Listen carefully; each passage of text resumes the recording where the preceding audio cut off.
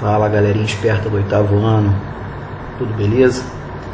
Galerinha, a gente inicia hoje aí o quarto bimestre, né, do qual a gente finaliza os estudos sobre o continente americano, tá? A gente não poderia deixar de falar sobre o Mercosul, tá? Muito importante, principalmente porque é um mercado comum que o Brasil faz parte, tá? E a base da nossa matéria desse quarto bimestre vai ser o continente africano, tá? Do qual a gente vai ter aí nossas aulas até o final do ano, né, concluindo o nosso conteúdo do oitavo ano, beleza? Então espero estar colaborando com vocês aí com essas videoaulas, né, com as nossas aulas ao vivo, toda quarta-feira, né, para tirar dúvidas, para poder, né, trabalhar melhor nossos assuntos e obviamente também para levantar dúvidas e a gente avançar da melhor maneira possível, ok?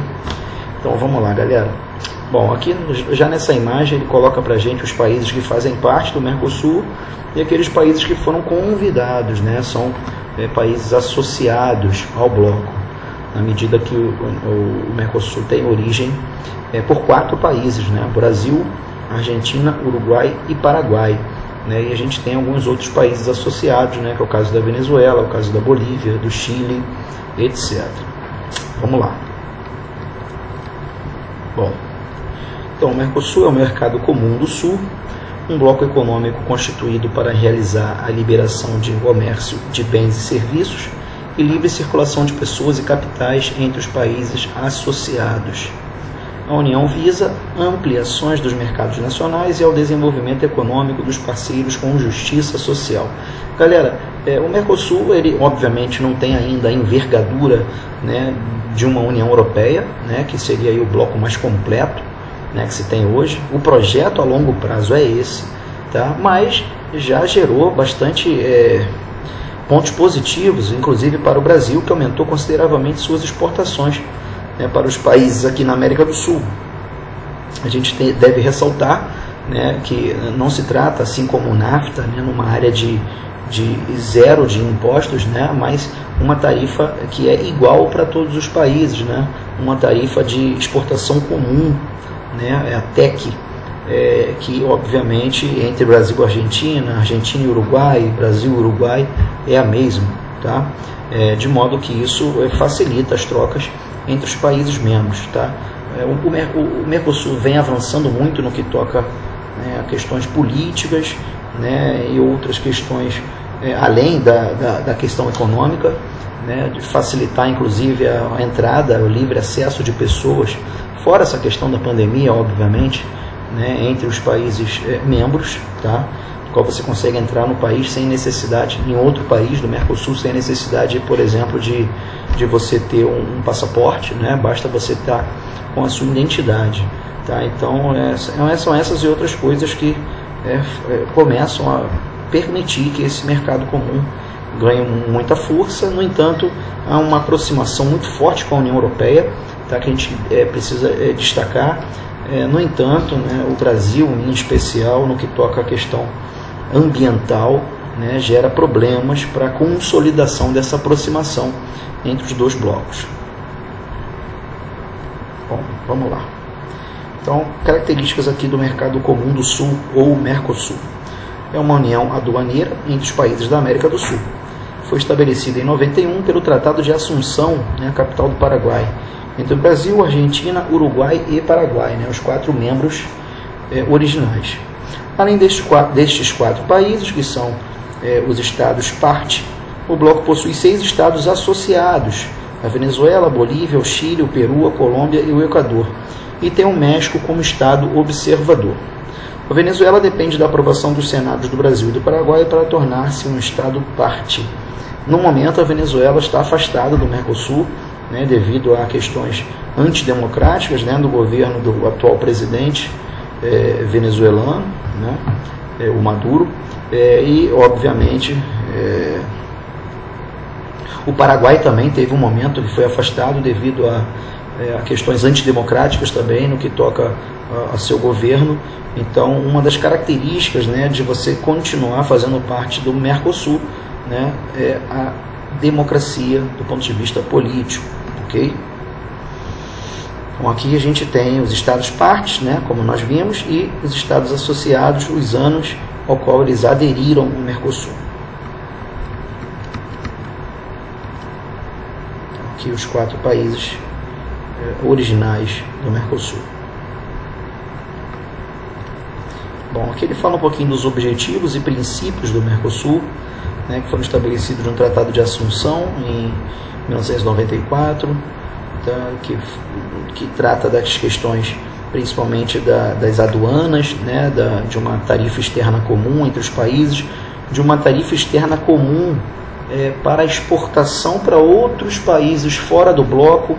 Tá? Então também se negociou isso, que os países tivessem uma carga tributária comum entre esses países e a sua produção exportada para outros países e para outros blocos econômicos.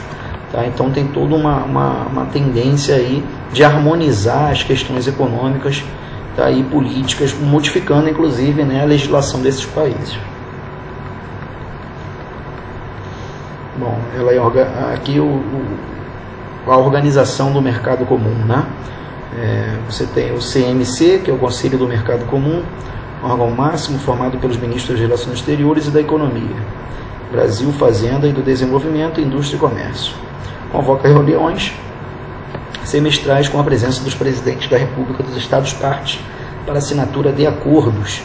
O CMC manifesta-se através de decisões, né, Comissão Parlamentar Conjunta, Fórum Consultivo Econômico e Social, Secretaria Administrativa do Mercosul e reuniões nos ministros da Saúde.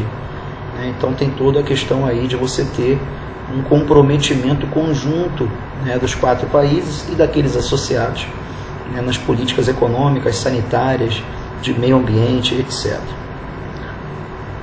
O GMC é o órgão executor do bloco, né, Comissão de Comércio do Mercosul, são 9 comitês, o GT sobre incorporações de normativas, 4 grupos ad hoc, grupo de serviços, comitê de cooperação técnica e 14 subgrupos de trabalho.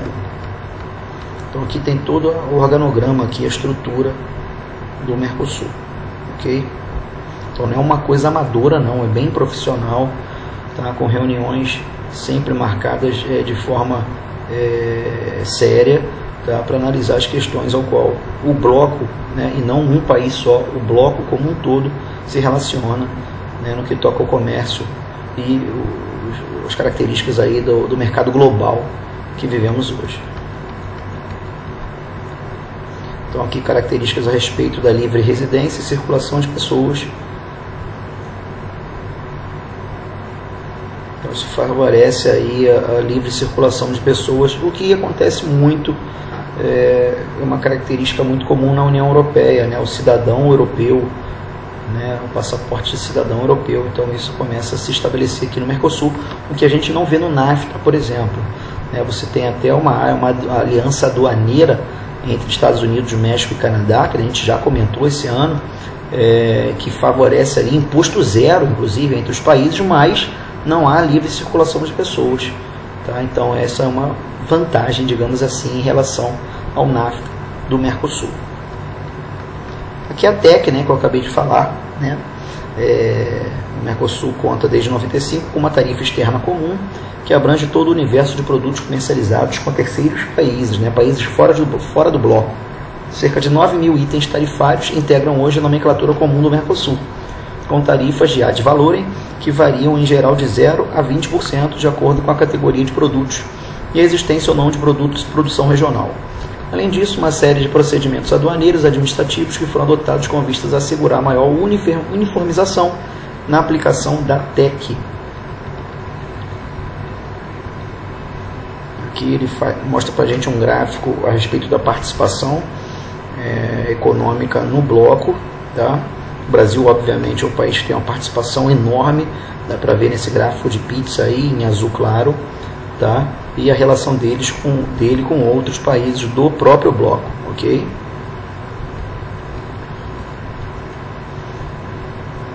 Então os idiomas oficiais, né, o português, o espanhol, né, o castelhano e o guarani. O português é o idioma mais falado no Mercosul devido, né, a mais de 200 milhões de habitantes que possui o Brasil, ok?